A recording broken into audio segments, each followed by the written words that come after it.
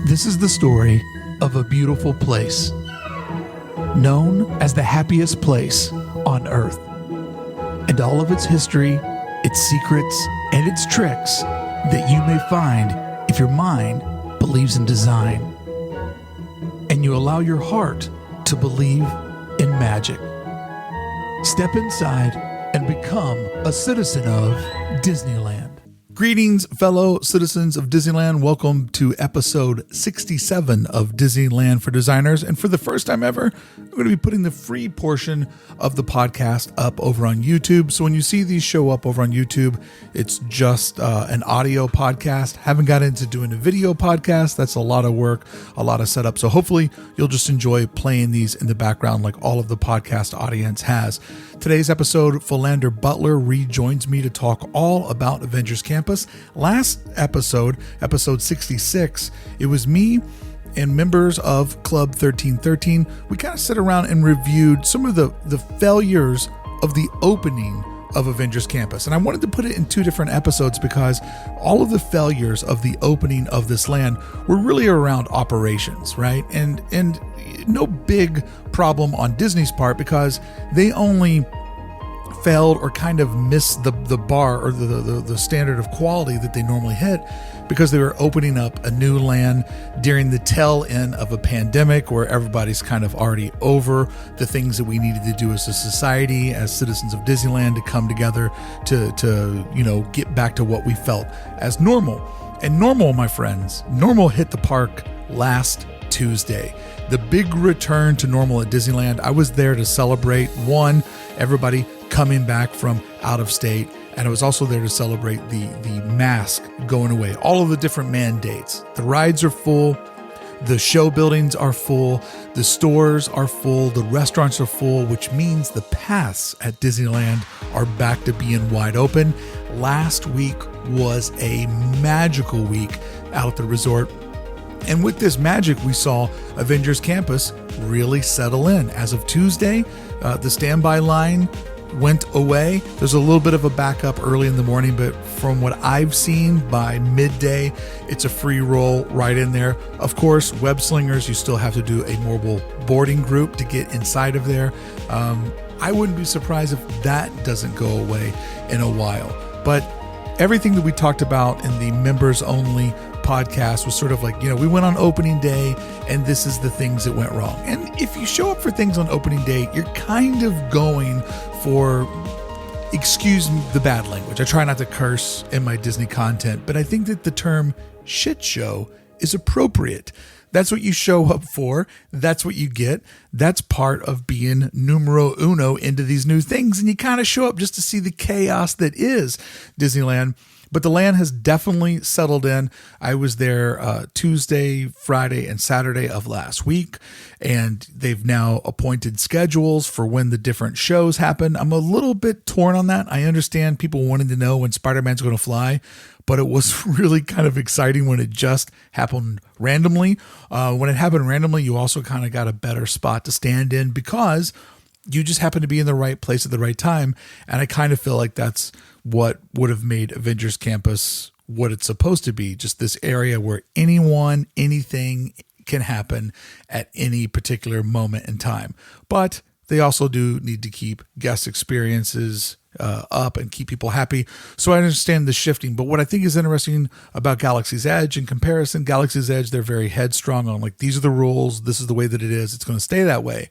Avengers Campus has already been adapting very, very quickly out of the gate. So today's conversation, my good friend Philander Butler, VIP tour guide for Disneyland, sits down and we just talk about all of the things that make this land awesome. My critique has been well documented. Today's episode is about how this space can transform in the future, how it can act as an unbelievable new precedent in storytelling and theme parks, how it can act as a once in a lifetime transitional space for Marvel to promote different projects, as it is just down the road from the studios from Hollywood, where a lot of these projects get birthed and for where a lot of these stars live. So it's a really interesting new chapter in Disneyland history, and no one better to share it with than my good friend Philander Butler, often reoccurring co-hosts here on Disneyland For Designers. Today's episode and all episodes are always made possible by Club1313.com. When you become a member, not only do you get exclusive episodes of Disneyland For Designer, but you always get the bonus content. And today members will get nearly an extra hour of conversation in part 2. I hate to leave some of you out of part 2 of the conversation, but I am running a business. And for people that sign up and join, you are the reason why this podcast can come out weekly and why YouTube videos can show up Monday through Friday. And I sincerely appreciate you. And I always try to reward you with as much bonus content as possible, as well as our amazing community over in our Discord server, where that thing is always buzzing, full of people who are like, this is a space in my life where I'm always allowed to talk about Disneyland and no one rolls their eyes. They just add in on more and more conversation. Before we get started with today's episode, one last little thing I want to drop on you.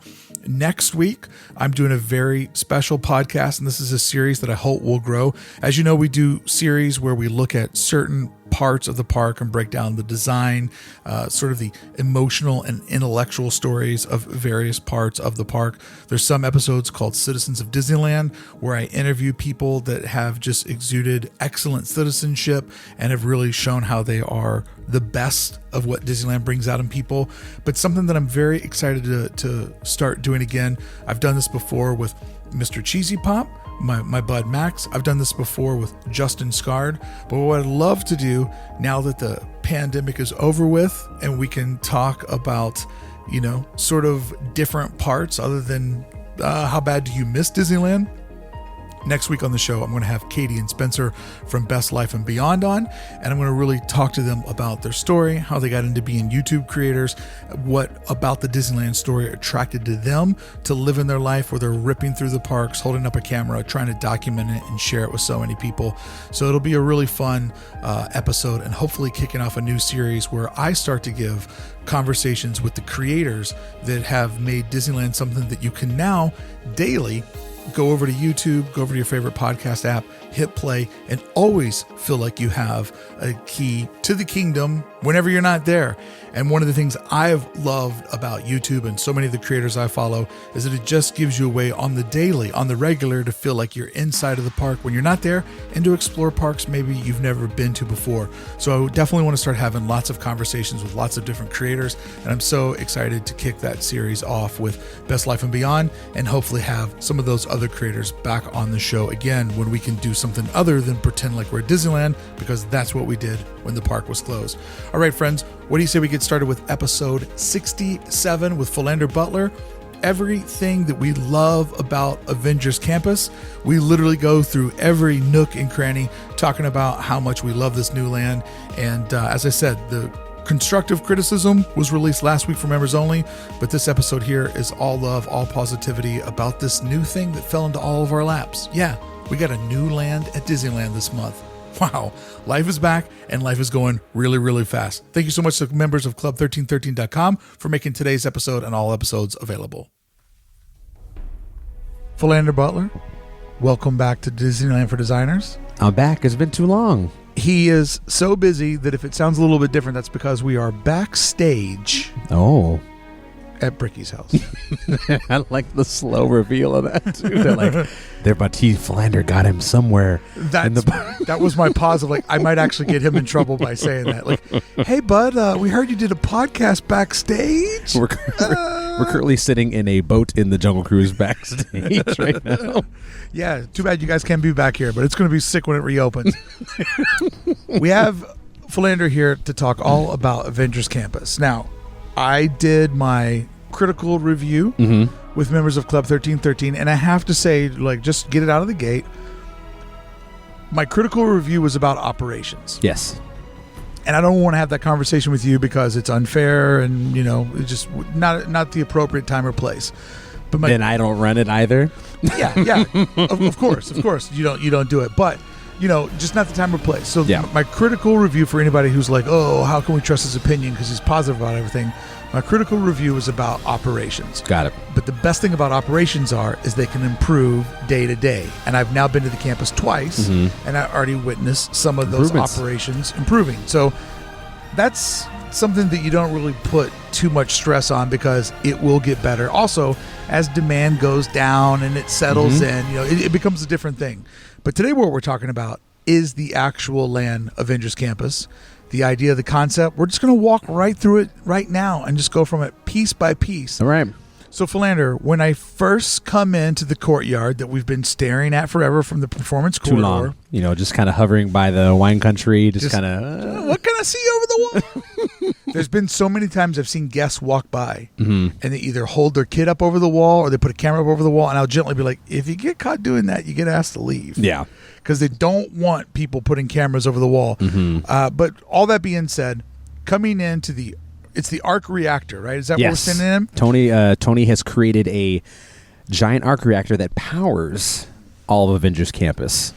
Interesting that the power is in the corner. That must be why Guardians flickers a little bit at times. Oh, I like that. I'm going to add that in there. Yeah, you're welcome. So that area right there, the core reactor with, there's the circular, monogram like in the embedded into the concrete there. Yes. And then there's the various arms that go around. That's one of the parts of the land. Looks good during the day, but boy, does it shine at night. Pops at night. Looks like a splash page on a comic book. Like, it really does. So good. And what I love about that is it adds in that blue hue that we'd seen in all of the comp art. Yes. So that circle that's there, not only does that act design-wise as a great way for, because when people first come into something, they like stop and stutter and now put the books away or put the iPad in the stroller. Yeah, so you're coming into someplace. Open your eyes and look at it. Yeah, it gives you that sort of like coming and going because there's just something about the human brain where when people get in front of the Bermuda Triangle in Disneyland in front of Indiana Jones. Oh my God, it's back. That. Oh, by the way, we were doing a stream. I was doing a live stream where I was letting my moderator pick whatever I did that night. Okay. Whatever he picked, I had to do it. And one of the challenges where I had to stand inside the Bermuda Triangle for like 3 minutes. God. As soon as I stepped in the Bermuda Triangle in front of Indiana Jones, for those of you who don't know, it's the area in front of Indy where people just gather at all times. Yeah. To have I was there talk, whatever. for 5 seconds, and a guy just goes, Brickey! And this dude literally fell from the sky with his child. And it was this guy, Federalist, who's been part of my live streaming for the last year. We met for the first time ever, and I'm like, it really is like Lost. Oh, yeah. Like you go in there and you go through a portal where time and space bends. But that circle area right when you come in, that's a nice gathering spot. Also, if I'm doing the math right, a little bit more room for people that are stopping to catch the Spider-Man Stuntronic show. Yes. Which, the Stuntronic show, I did a video over on YouTube that is well over like 30,000 views. So you start to get lots of different opinions. Yeah. The people that are always going to be jaded have said rude things about how the Spider-Man looks. And do they mean the actual Stuntronic or the stunt performer? The performer. Okay. There's been comments that he's overweight, which I don't agree with, and comments that it's a little bit cheesy. But I think that show does two things for two different audiences. For a kid, and I've seen it through the eyes of a child being there. Oh, my God, yeah. They get jacked. They are, yeah. It looks real to them. It looks real, too. I've had people confuse that Stuntronic for a person. Like, 100%.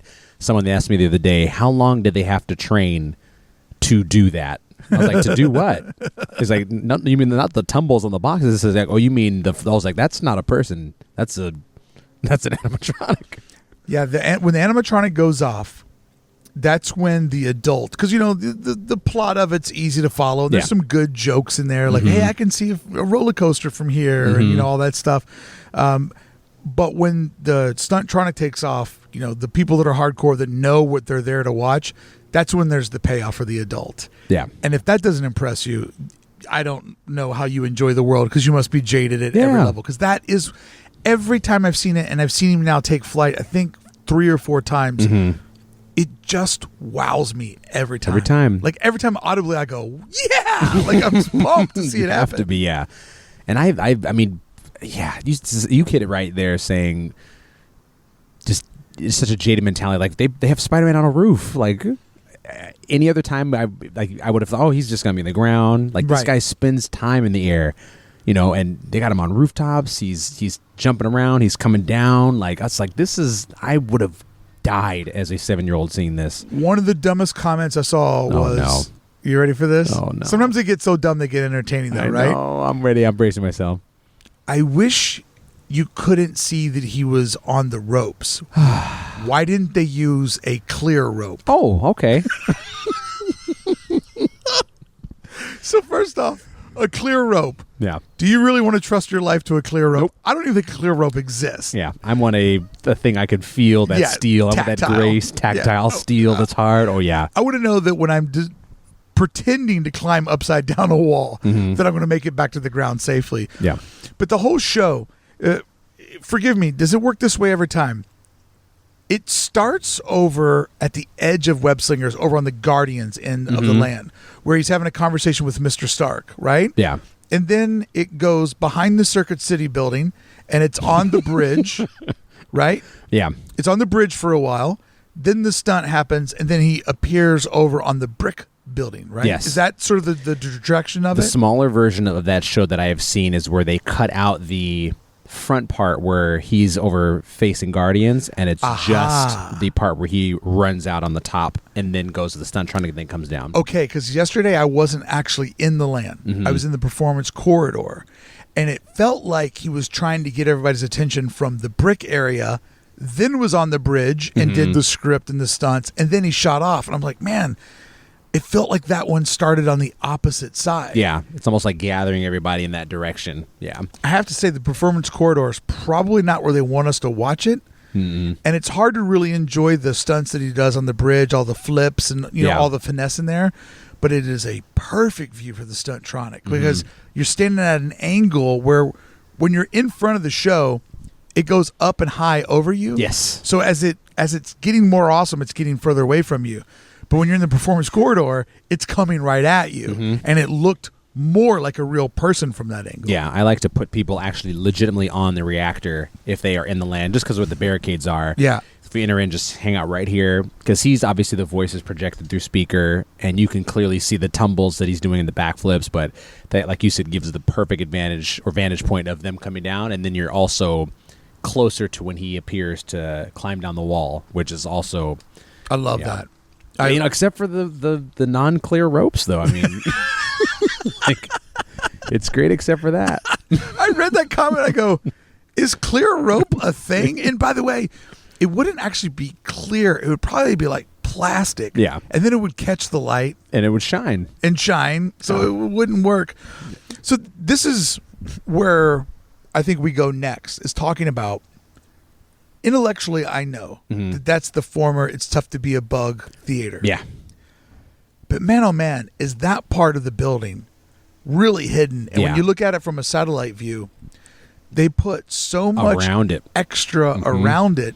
And, on that side of the building, largely the reason why you can't recognize the It's Tough to Be a Bug building has nothing to do with the attraction as far as I'm aware of. It's all about that stunt show. Yeah. Like that stunt show was a massive financial investment to put that as sort of a false facade as you're coming in. And what I think is genius about Avengers Campus, and yeah, I'm using that term about a land that people are giving 2 out of 5 stars, but what I think is genius about Avengers Campus is, think about this for a minute.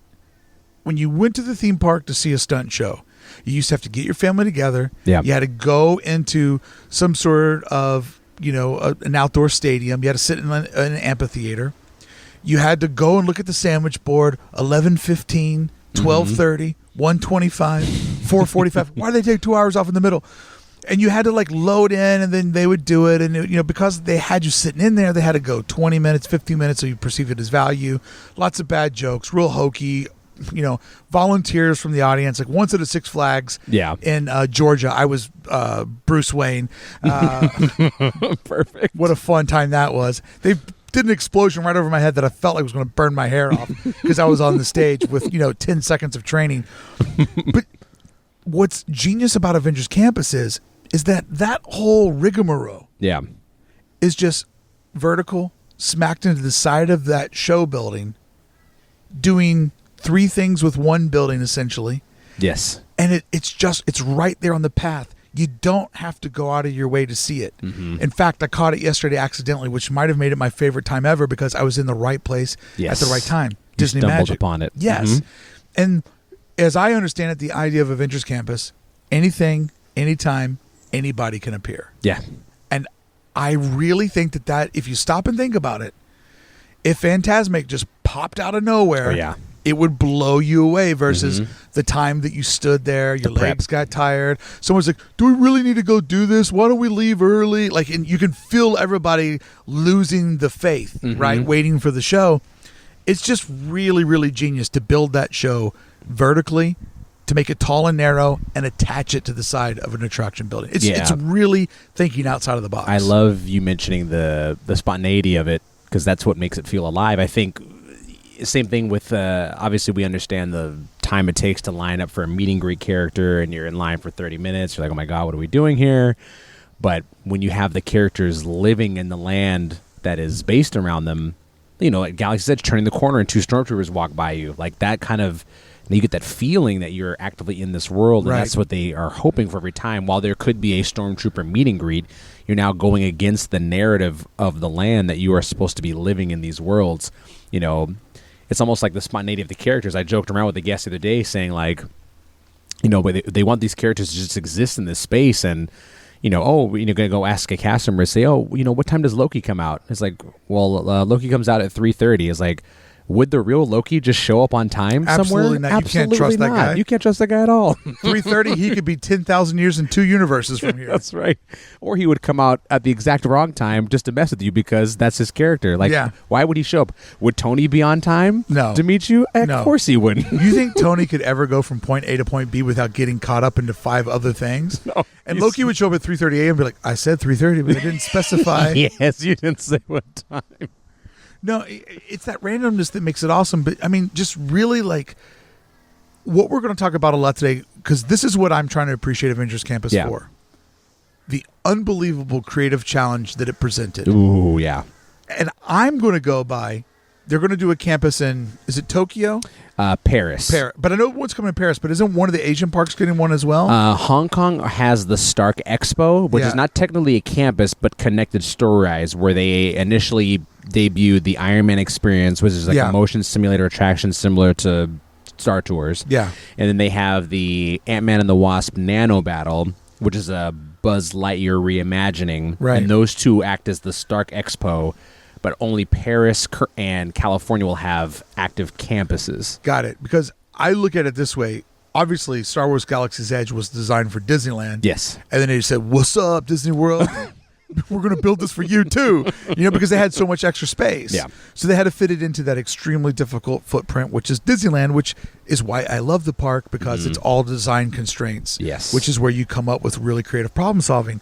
So one of the things I want to focus on is, like, you know, at the end of the day, no matter what your review is, bro, it used to be Bugs Land. Yeah, it used to be Bugs Land. I might make a T-shirt that say, bro, it used to be Bugs Land, and just wear it in there. Big letters. But, so the idea of problem solving is we got this huge, huge franchise, which is Marvel. And people have given me crap because I've said Star Wars is struggling. Star Wars has not exactly found its place in the Disney ownership. Yeah, if you look at like the consistency of not only the monetary gains, but also critical reviews and just overall satisfaction and conclusion to, you know, storylines and different characters. Oh yeah, 100%. Marvel has been, obviously they don't win it, they knock it out of the park every time. There are a few that are not the best, but because they are more consistent currently than Star Wars. And I say that as a person who holds Star Wars just a tiny bit above Marvel as a part of my fandoms that has grown up. I am definitely a Star Wars fan first, Marvel fan second. That being said, I've had way more enjoyment recently from Marvel than I have from Star Wars. Yep. But my core DNA is I skew Star Wars because of my age, you know? Yeah, and they've that is the most consistent franchise. You know, while Star Wars, none of them will ever be perfect. But if we're going to base it on the last, or since the ownership has happened, that's what I go by. Yeah, since the ownership has happened, one has just done considerably more than the other one, and that for sure right now is the defining franchise. While Mandalorian definitely has done Star Wars a great number. And that's the thing. You know, people gave me a little bit of flack because, like, well, you know, Mandalorian's huge. I'm like, yeah, but that's one project. Marvel has been able to consistently make things to the scale of Mandalorian over and over and over again, and even take Mandalorian projects and touch them a second time and increase the joy. So Marvel has proven itself, which lends to you have this really, really weird slice of land. You're trying to figure out how to put as much into it as possible. So the idea, and think about this visually, what did a stunt show used to look like? A flat horizontal stage with an audience seated out in front of it. A typical theater stage, audience standing out in front of it. Sitting in front of it. Take the stage, make the stage vertical. The stage is actually only about 30, it's probably about 3 to 4 feet wide, the stage. But all of the length that used to have is now vertical because it's, 25, 30 feet in the air. That already is creative problem solving. You literally took the stage, you took it vertically, and you smashed it on the side of a building. Where's the audience go? Wherever they're at. Wherever they want to be. I mean, that is, if you really think about that design, what the model used to look like and how they broke it apart and reattached it, that is already a huge win. Just thinking, wow, we can now make performance integrated with inside of the parks, which I don't think anybody would argue with me. This new, well, somebody will always argue with me because it's Disney fans and it's passionate, and I get that. That's why I love trolling them. But I think the new version of character meet and greets is superior. Characters living in the parks, they're always up high. Everybody can always rip a selfie when they need to. They still give, I saw a little girl yesterday hold up her pigtails as Goofy held up his ears. Oh, yeah. You can still interact with them. You just don't have to touch them. And I wouldn't want a bunch of sticky kids touching me either. So I get that. But now when we go into the actual attraction, okay, so that's what's on the exterior, the far exterior. When we come around the far side to enter, so much good storytelling in the outside queue. And my favorite part, this is where I go weird. All right, let me hear it. Everybody's like, oh, there's a new photo wall. There's that wall where there's all the different colors, slats of wood or whatever. I don't care about that. I don't care about that. That's what I care about. There's like the little satellites and stuff in the middle. I don't care about that. Oh, Peter Parker left us a note in line. Get out of here. That's a sign. I understand the difference. It's not real Sharpie. The blue skylight that creates a canopy over you is a work of art. I think you did. You talk about it in one of your videos too, right? I gush over it. Like I fell in love with that skylight because it's shading the audience. Big one. Crucial shade. It's on brand because it's like a Spider-Man blue, so they got a specific plate of blue glass and put it up there that lets light go through it, but also create shade. So it's not like, you're walking into a greenhouse effect.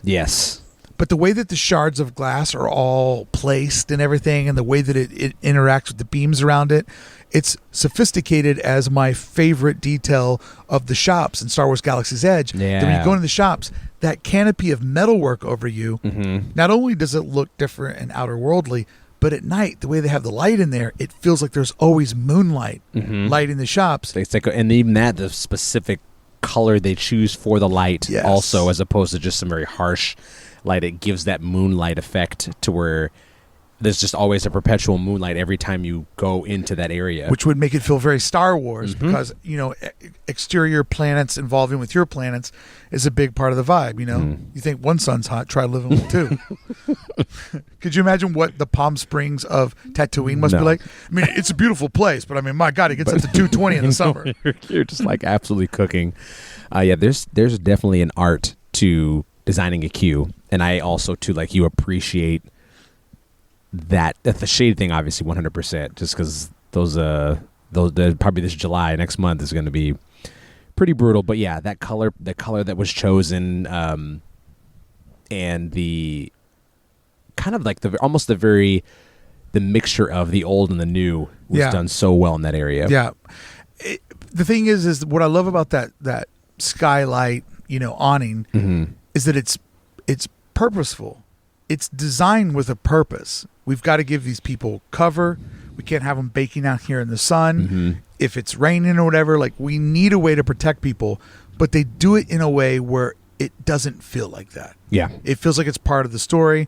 I mean, the overall idea of the campus being an old warehouse, it works as a campus when it needs to, it works as an old industrial spot when it needs to. Yeah. Like the blue metal fencing that goes around it. Yes. If you've ever been to any studio in Hollywood, they all have that big fence. So whatever they're doing inside of there stays proprietary theirs. Yep. Nobody gets to see what they're doing inside. It's a secret. So the fencing that they have, when they need it, when they don't have a building there, it just tells the story. And then wherever you see that blue fence, the pieces of Radiator Springs that we can still see, of course, that's what they're building in the next lot over. Yeah. Like, this is our industrial complex. We're doing Stark stuff. Over there, maybe it's like a tire company or whatever. You know, like it just, they fit together so well where you can see a little bit of Radiator above that fence. They could have made the fence 5 feet taller, but they didn't. Yeah. Because that combination makes it feel more real. Yeah, and you're just staring out in the mountains. Even on that, did you look at that old Stark map? They even kind of highlighted it as well, little like a scrapyard. I was saving that for when we got to Web Slingers or Web Supply, because there's the map. You know, on one side it kind of tells you where you're at and gives you like a little story, but on the back side there's the vintage map of what it looked like when it was Stark's. That map's phenomenal, man. Yeah. And that kind of like, oh, no. We already plotted out what was here before we built we thought this. about that. Yeah, so that it all lines up. But hopping back over to the Web Slingers, I love that overhead. That was my favorite detail there. But that is a really beautiful queue. If you get stuck in that thing, you're going to be entertained. There's going to be textures around you. There's like so much story there.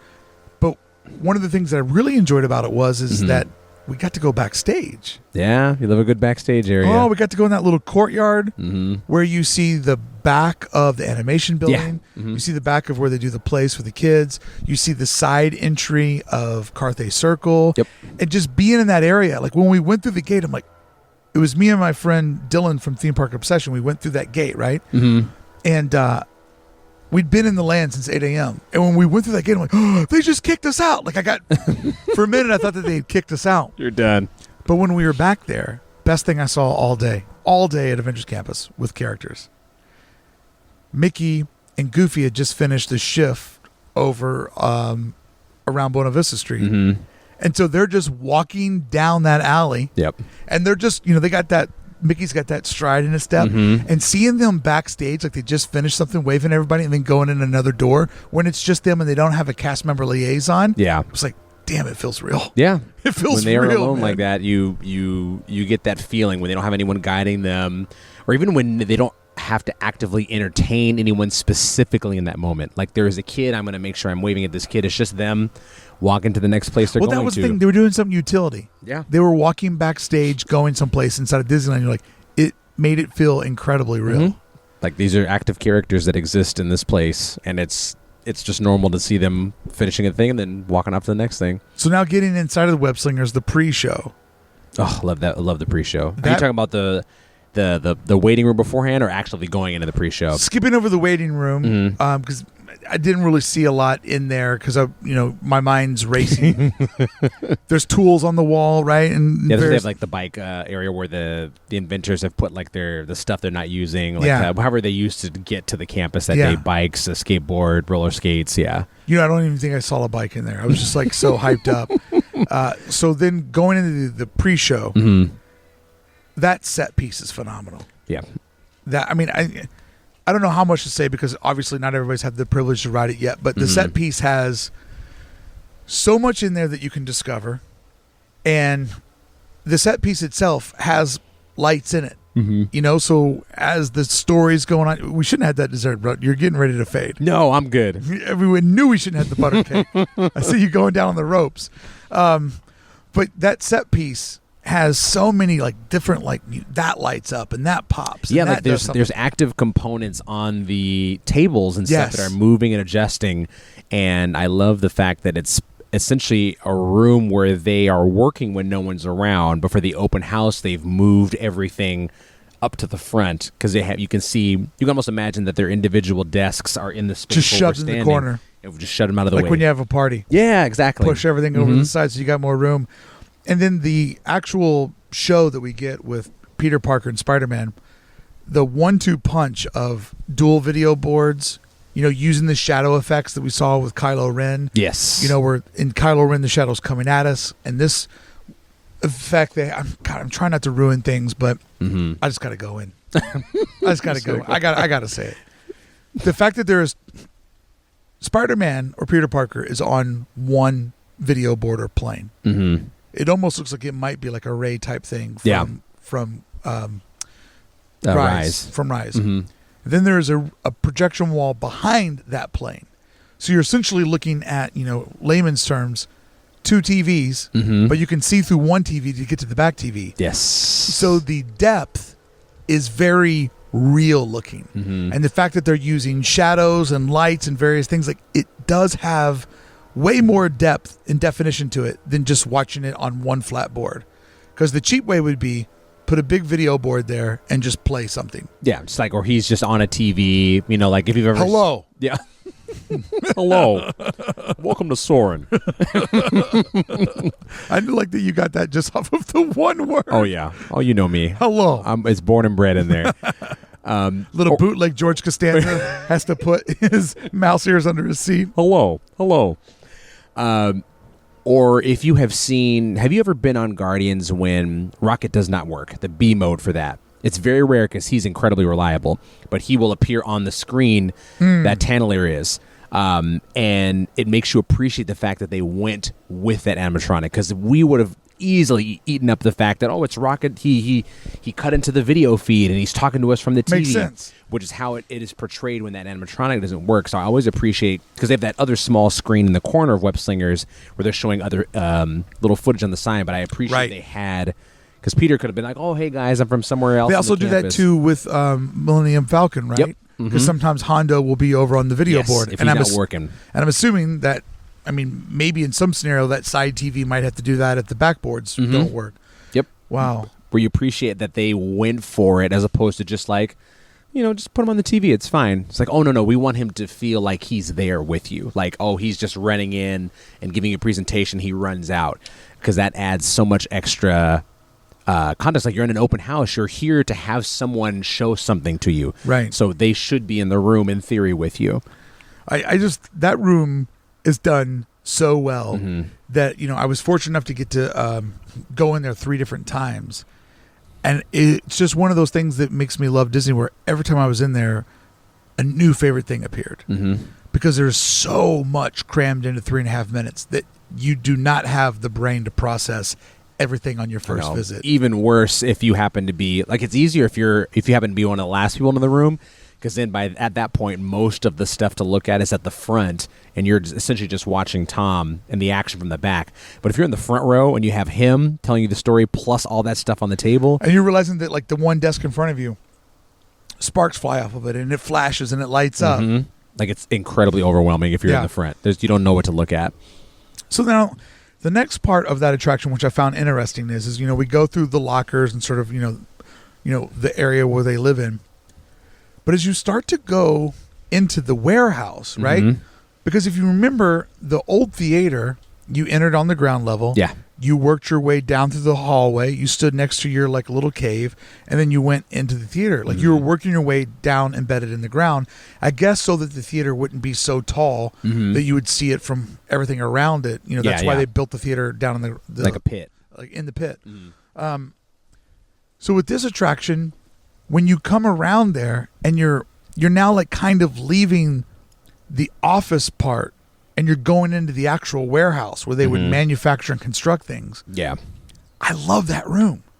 I love the yellow lighting that makes it feel industrial and warehousey. I love the cut like vinyl, like those vinyl doors in a meat locker or whatever. Yeah, where you have the conveyor belt shifting things out, Yeah. where you can see the remnants of of this converted space. Like the area where the CM operates it, like where they're in that like metal booth. I mean, it just looks so cool in there. Did you see the manager sticker on the top? Where it's like that's like essentially the foreman, where his office would be looking down on the industrial floor. I love that little touch too. There's that window, and then like over in the far right, there's those plastic things that they put in warehouse doors, like that slit, like a meat locker or whatever. Where it's like they kind of move so product will go to like through. keep air from flowing and stuff. So that's all great, but it literally feels like you just walked into a legit, real warehouse. And the next part of the ride, I love the ride vehicle. The scale of it, the size, Huge. no glass. Yeah. And when you're sitting in yours, looking at the people across from you, you look like a rock star with that blue light shining down on you. You do. But that ride, it's got to be one of the biggest ride vehicles they've ever It's made. a massive ride vehicle. And I want to say it was you that we talked about this long ago, but I feel like it's a very rare occurrence when you have a ride vehicle and it goes over your head. Yes. Most things you're sitting on top of, and it's a covered Convertible. It's convertible. Like there's nothing above it. So like Indy, Racers, Rise, like, and especially we're thinking of a dark ride or anything in Fantasyland, but to have you step inside of something, but also have such a huge open window. It's like Ariel's shell, but it keeps going. Yeah. Yes. But yeah, it's a massive vehicle, and I think that helps with the experience that you're going to be stepping into something that's in some ways more elaborate than it actually is. Like it feels like a bigger experience because you're boarding, like you're almost being sealed into it. Well, it's also like the Tesla of attraction carts. Mm-hmm. It makes zero noise. Yeah. It glides. Yeah. The way that the doors open and close At the same time like that. is just so smooth and quiet. I mean, it is such an amazing ride vehicle. And the way that it's exterior design, but in a way it also feels very urban, very Spider-Man, because it kind of feels like you're also like you're in a warehouse, but also you're on a subway platform. Yeah, yeah. Like it's kind of a combination of both, which plays in well to New York City and sort of the vibe of Peter Parker. And then the attraction is really fun. It's so much fun. I don't prefer game style attractions. I like to sit back and do nothing and watch a show and sort of just like be inside of a story. Yeah. But as far as game attractions go, I put Buzz at the bottom, Midway in the middle, and this far in ahead. front. And I love that I don't have to touch anything. Like Yeah. the way that it interacts with my human, like the first time I web sling, like as my elbow fully extended and the web came out, I verbally, like I just like audibly like just fell out of my, I'm like, it works. Like I couldn't believe that it worked, because everybody kept saying I was going to do this. Yeah. Yeah, sure. Yeah, sure. you're gonna shoot a web, you know? Yeah, sure. Okay, Yeah, cool. Flawless. Yeah, and even when Tom explains in the video, it's such a very quick thing, and I think people have the natural thought process of getting into attraction and being able to interact with something in it. Like, you're supposed to be playing something or shooting something, but having nothing there. So when it works, you're like, oh wow, this is actually happening. And when they may not shout audibly like you, there's a very there's a fascination that comes with the fact that it's happening. And not only is it happening, but it's happening at a fast rate. It's moving as quickly as you're moving, which is fantastic. And the fact that all the video boards, the different levels of the game, are all things actually in the campus. Yes. Like the fact that you're going through the environment that you're living in and you're seeing things that you recognize and getting to go to places that you can't go to, but it makes it feel more real because you're like, well, if you could go in this building, that's what it would be like. Yes. On my third ride, when I wasn't filming it, the thing that I loved the most was the throwing my web and then pulling things back. Yeah. The last time, I don't know how many spider bots I hit, probably none, because I was just trying to destroy as much stuff as possible. In the backgrounds and stuff. Yeah, just like grabbing things and like breaking boxes and like in the collection, I was just like smashing all. So those. many good Easter eggs. Oh yeah, so many good Easter eggs. And I found that when you web sling, you're playing the game, but when you throw and then pull back, like you pull an item towards you, that's when the game gets more interactive. Yeah. Right. That's when you start unlocking things and doing things. So I found the attraction to be really, really beyond what my expectations were. I found the re-rideability to be very, very high. I'm sure playing it as Iron Man would be fun. Yeah. And, if you have the budget and you want to carry something around, go for it. I don't see anything wrong with that. But I'll tell you right now, if you do the quote-unquote free version that you get with your ticket, that's perfect. Oh yeah, it's such a subtle add-on, which I've been trying to. Because you've done it, right? Yeah, I have done it. It's such a subtle add-on, and I think it means more to the individual person playing, because I'm almost certain that if someone rode next to someone playing that, the kinetic frenzy of the game, you would not even notice that someone else had a different ability than you, because there's, especially if you had 4 people in there, like Yeah. it's very chaotic. Like, 4 people shooting webs, and essentially shooting webs from, if you count 4 people, 8 arms are all shooting constantly, and in the spider bots there are just.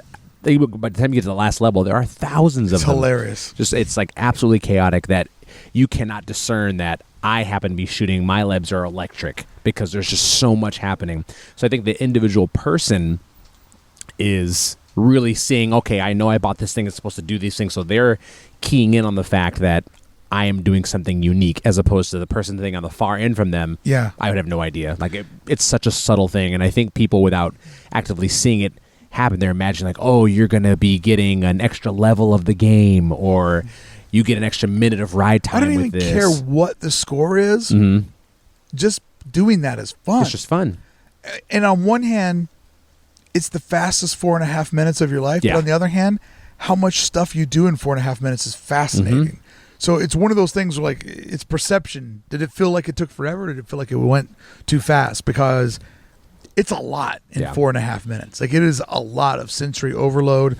If you're somebody that is sensitive to loud noise and lots of stimulation, it might not be for you, because the sheer volume of how the story just keeps building and building and building, it is a sensory overload. Yeah, there's Complete a lot going sensory on. overload. And it's fun. It's like a fun thing, especially because it involves teamwork. And I think, unlike Buzz or Midway Mania, where your objective specifically is to beat the person sitting next to you, it allows you to have more fun with it, because you're supposed to be working as a team. The game actively gives you more points if you all work together as a team, and I like that aspect of it, because it's it's a family attraction. You're there with your family, and essentially the same sequence in Smuggler's Run, where you're getting the second thing of coaxium, where the pilots need to line up behind the train, gunners shoot, and the engineers, wrangle the train in. I love that teamwork aspect of it. Like, there's the scene in Web Slingers where Spider-Man's caught, and you're supposed to help, like that. These things where you all need to work together as a team to succeed and get a higher point value, even if you don't get it. I love that aspect of a family of 4 or 4 buddies, just having a blast, ripping it, and really enjoying themselves. I'll tell you something else I like about it that's creative. Exit across to the gift shop. Ah, yeah. Look, we don't always like Small World. You don't go straight into the gift shop. You get an option. It's across the street. Mm-hmm. Web Supply is really small. Yeah. And it shows just how small the land is, because we got to put this in here, but we can't give up too much space for the store. I think it holds like maybe 15 parties right now due to regulations, and soon it'll be more than that. But look up. There's some good details in there. I'm sure a more trained Spider-Man fan would know what some of those Easter eggs were. But I had fun going in there, and I like that the store is like half of it feels warehouse and old. Like, some of the racks that things are on looks like an old draftsman's desk. Mm-hmm. But then when you get to the far side of the store, the left-hand side is the sleek, the science, right? Mm-hmm. Like the tech part of it, and the fact that shop, which is across the road from the attraction, is giving you the leaderboard. Yeah. Of scores.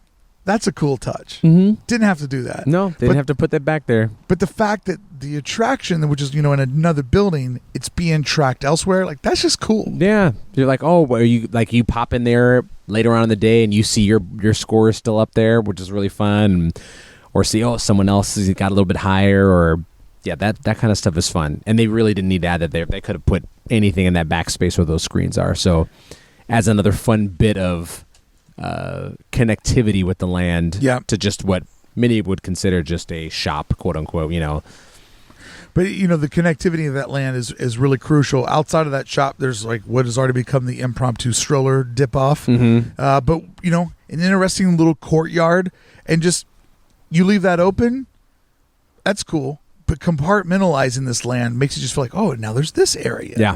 And then on the other side of that, we have Doctor Strange's Sanctum, which the part that blew me away the most, and this just made me love Walt Disney Imagineering so much and their commitment to story, is the Sanctum matches Guardians so well. The color.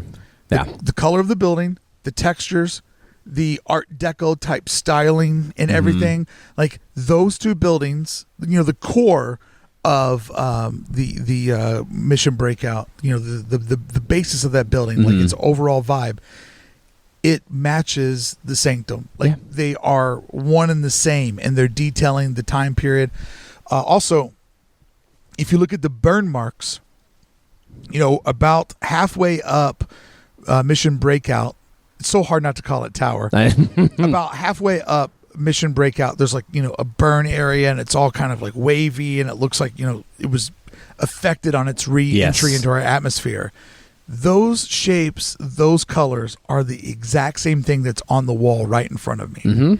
And if you stand in some spots, because of the height of Mission and where the proximity of the Sanctum is, you kind of look right over HQ, and you just see, the tower towering over the Sanctum, and the relationship between the two buildings is like flawless. Yeah, I'm waiting for like any Disney photographers to come in and get those shots with the two of them together. Yeah, from Sanctum staring up at the fortress. It's a beautiful look. Yeah, and it's dynamic, and you just go, man.